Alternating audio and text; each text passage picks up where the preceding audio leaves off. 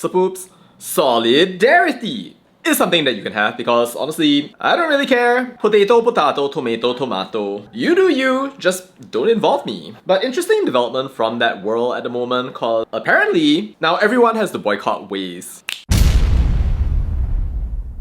Sapoops, social media's latest revelation is that apparently Waze is from Israel. Basically, this lady went and made a video about this, about how apparently Waze was incorporated in Israel, and now every woke child on the planet is going out solidarity, screaming, crying, reviewing terms of service. The solidarity machine is just going on and on. As people talk about switching to Apple Maps, delete, use Google instead. Funny thing is, this is all happening while the whole Balaji Srinivasan Israel Network School drama is going on as Malaysia enforces its 我不要跟你好 policy and influencers be screaming about how they deleted Waze. All of you should do it too, all of you. This particular influencer is a little bit late considering that this whole issue has been going on for the past couple of days, but heck, even I'm late. But the reason I'm making this video is because I think it's so hilarious. I find it super fascinating how all these people are suggesting that, oh, maybe we should change over to Google, Apple, etc. But you know, before you even think about boycotting any of that, maybe you want to boycott Threads, which happens to be owned by Meta, which, by the way, allow pro-Israel advertisements contributed to Israel.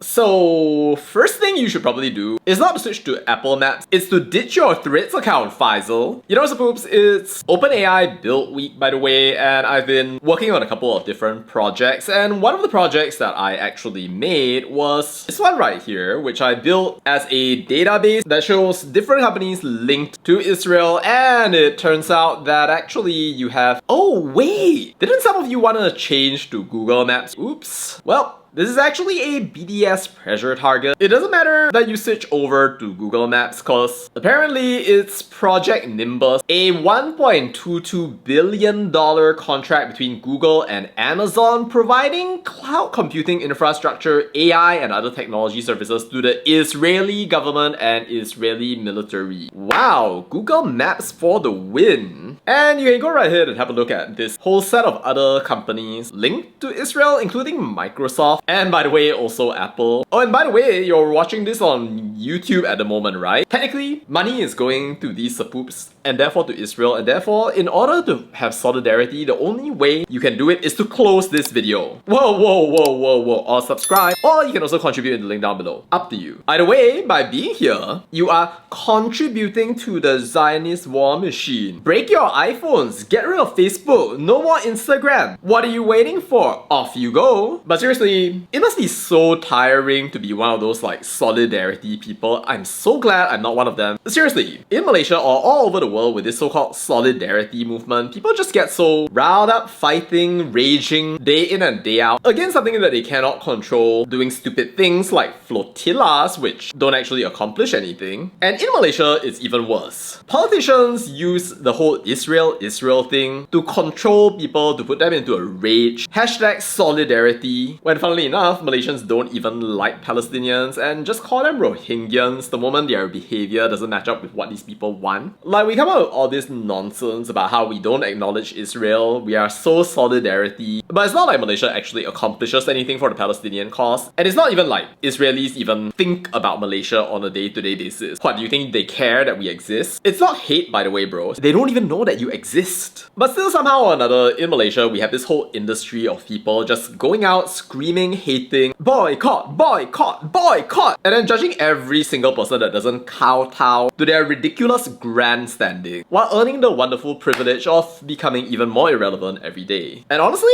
you know what I think would be amazing, and probably more productive than all this hatred? It is to admit that you are inferior. Like, seriously, admit it. All these so-called solidarity sapoops make a fun time of getting angry and raging and screaming about anything related to Israel because it is a nice distraction. It makes you you feel better about living in a capitalism world because now somehow your problems, they have a tangible form. You have somebody to hate, you have an enemy. The image is in your head and you can actually somehow direct your energy. You hope that the forests of the enemy are going to burn down and somehow your vision of the world will finally come to pass. Hancur Israel! Then all of our dreams will come true, which is frankly laughable. You know, I don't personally care about Israel, but it's the fact that people invest in Israel. Science, technology, minds come from Israel. I'm sure a whole lot of people are gonna start screaming about Edward Said and no graduation in Gaza, all eyes on Rafah. But like frankly speaking, you know, we're in Malaysia right now. We are nowhere near Israel, nowhere near Palestine. Nothing that happens there affects us. It is not going to affect us unless of course you keep on letting these people live rent-free in your head to the point that you spend every single waking hour screaming about this and that because it makes you feel better. Admittedly, you know what does make me feel better? Mocking the people who feel good about screaming at Israel. Cause I know it will never come to anything. You will never beat these people. You can keep raging all you want, but you will never earn anything for it. You will never accomplish anything. You will always and ever keep on hating them because there's a little part of you that actually enjoys it. Because it fills up that empty hole inside you that you cannot fill up any other way. I mean, I guess some people could fill it up, like maybe they can go out and build their GPS app or something like that, market it to the world, save the universe. Hidup Maraku. There's a reason why Google acquired Waze and not your Malaysian mapping application. But it's always funny for me to think about people who take part in this so-called solidarity, and it makes me think to myself, wow, complaining, using Waze again. Wow, that's a fun neurosis to have. I wonder how long it's gonna take before you eventually go back to that sweet